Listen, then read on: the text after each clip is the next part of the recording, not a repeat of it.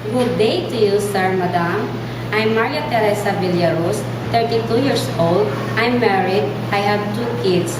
My responsibilities, I'm washing the clothes, ironing, cleaning the house, and cooking.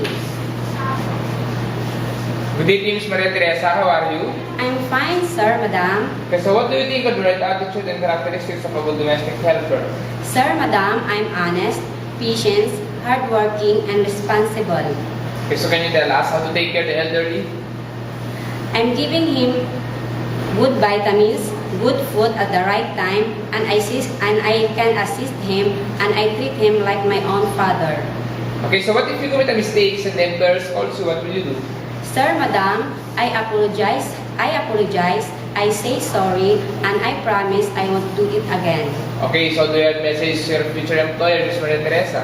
Sir, madam, please do hire me. I need this job for my family, and I promise I do my best, and I finish my 2 years contract. Okay, thank you, Ms. Maria Teresa. Hope to see you soon in Singapore. Thank you, sir, madam.